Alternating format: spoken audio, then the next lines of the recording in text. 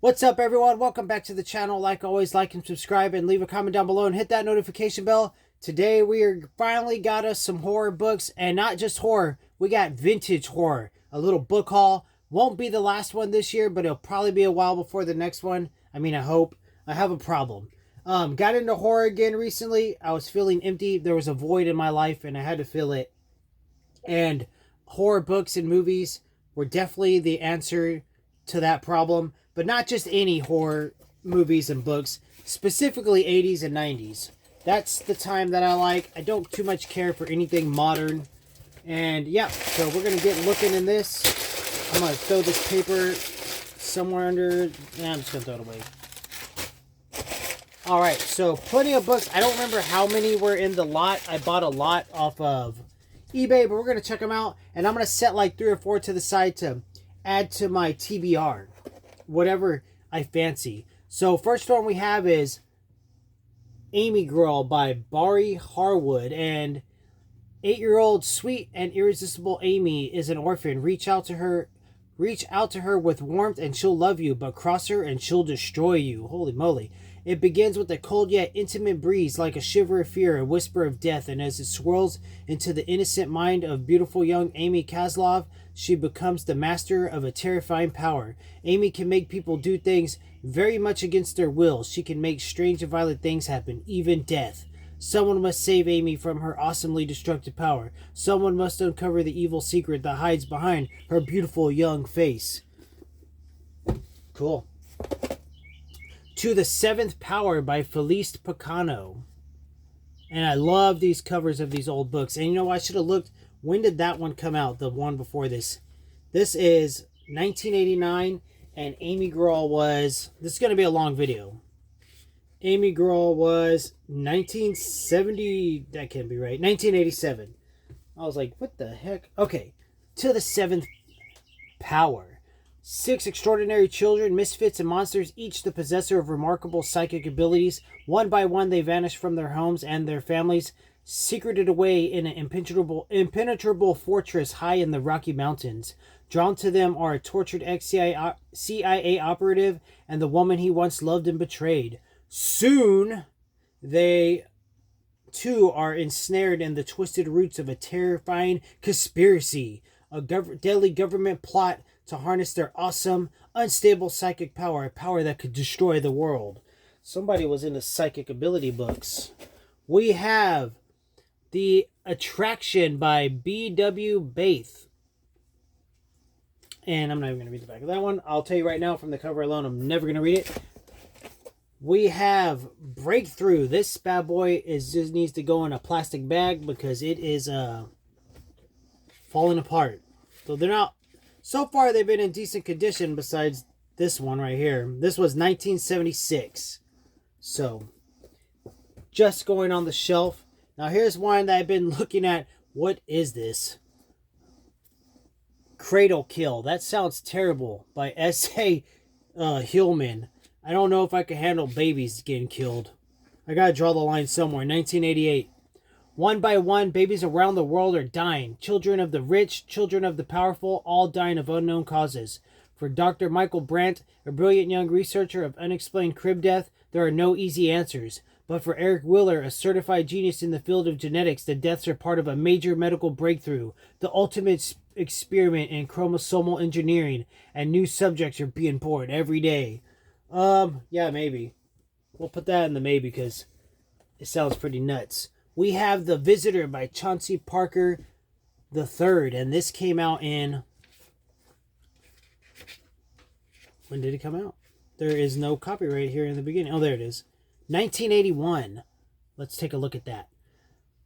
The Ultimate Nightmare. For rising young executive Bart Hughes, his Manhattan brownstone was his castle, a haven of peace and security amid the urban rot of New York. Now with his wife and children away for the summer, it was more peaceful still. Oh yeah. Until he discovered he was not alone, but had an uninvited guest in the house. Until his home became a hunting ground where he stalked his inhuman intruder. Until he realized he was the one being hunted. The one who was trapped by the visitor.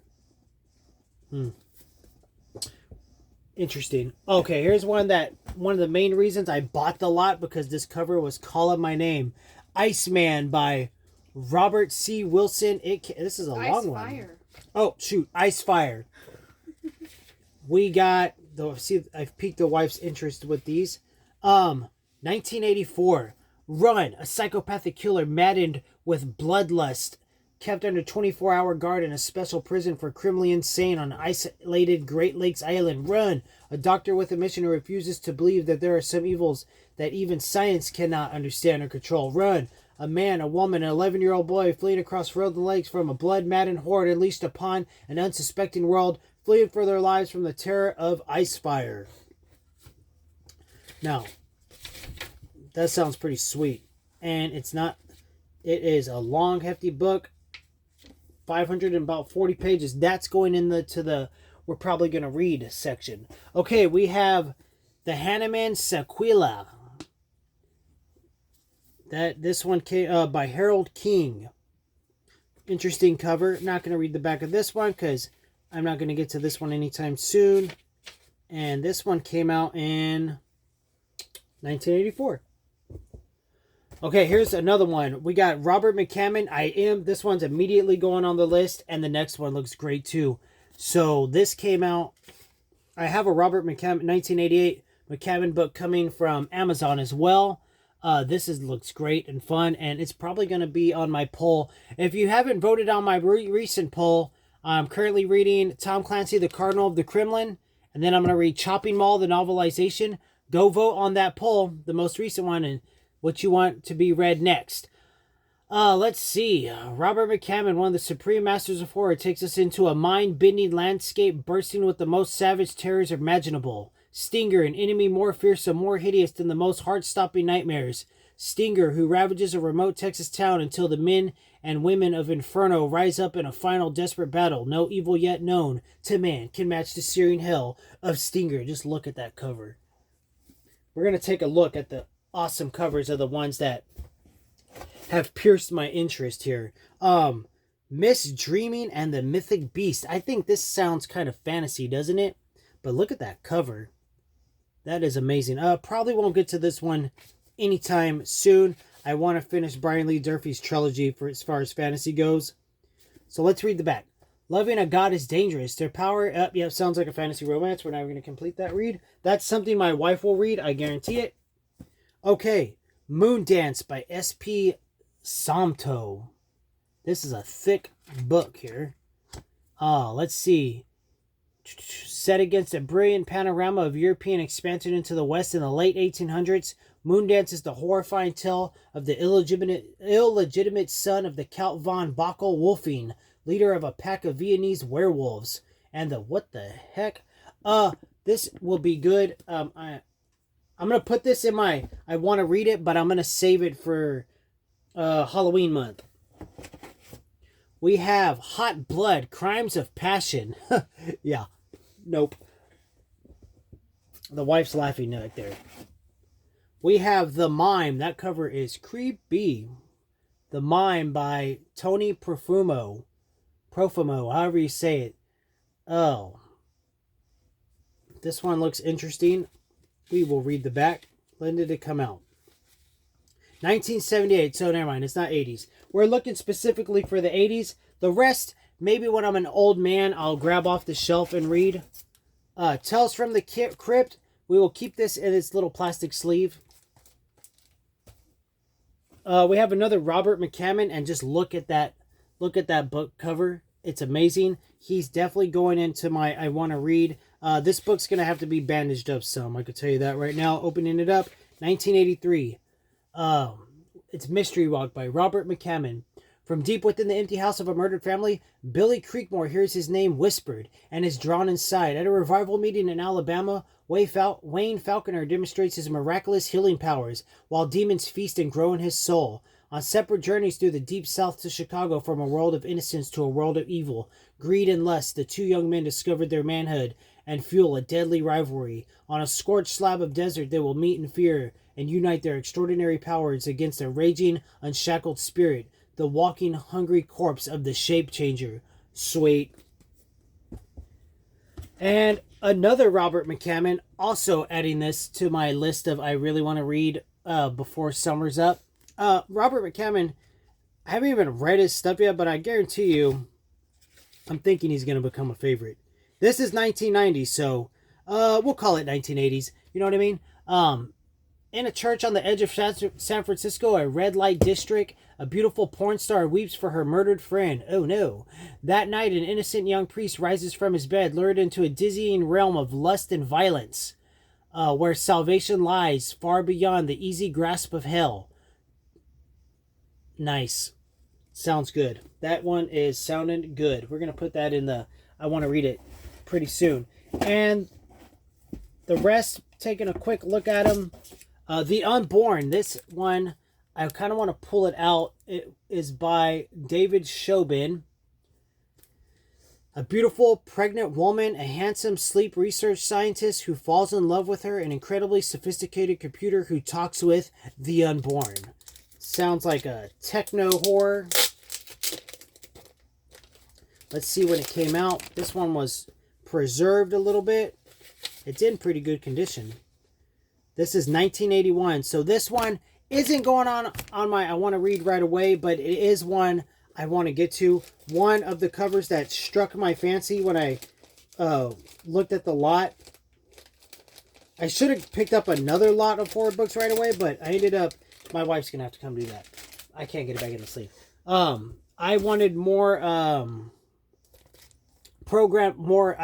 I bought a couple of lots of VHS, is what I'm trying to say, in a very terrible way.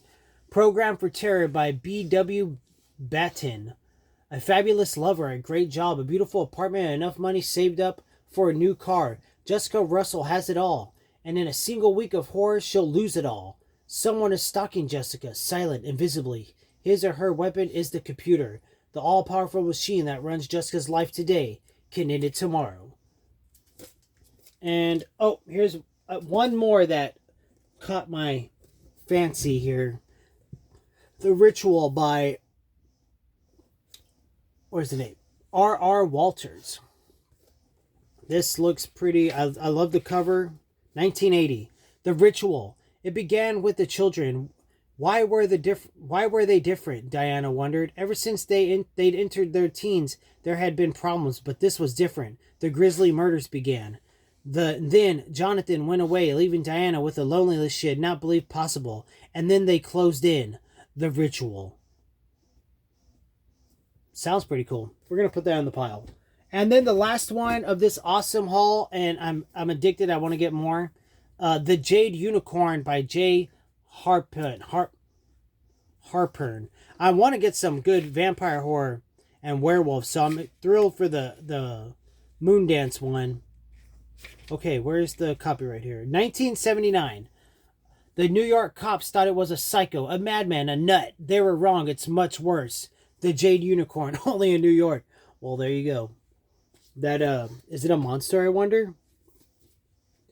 So, books I definitely want to get to from this lot that are going to go replace things in my current TBR and then just, add to the endless TBR. But definitely Moondance I'm saving, and The Ritual I'm going to save as well, but The Ritual for sure, maybe this fall when it's feeling fall-y and I have more selection to choose from these horror books, because I will by then, I'm telling you. Blue World for sure, I'm really interested in that. I'm going to set it to the side. The Robert McCammon ones for sure. Mystery Walk, all the Robert McCammon, I'm going to soak him up because it just sounds super fun. Stinger, and we have Icefire, and then we're going to look at all these covers again, and then Cradle Kill. As terrible as that sounds, I'm intrigued. I wanted to see if I can get through what's possibly going to be super cringe. So, and medical terror freaks me out. That's one of the genres I don't like when people mess with little kids or babies in their horror books, or dogs, and medical crap. That it freaks me out because I have bad luck. I'm always in the hospital and I'm always fearing for my life in there. So this one, it's intriguing.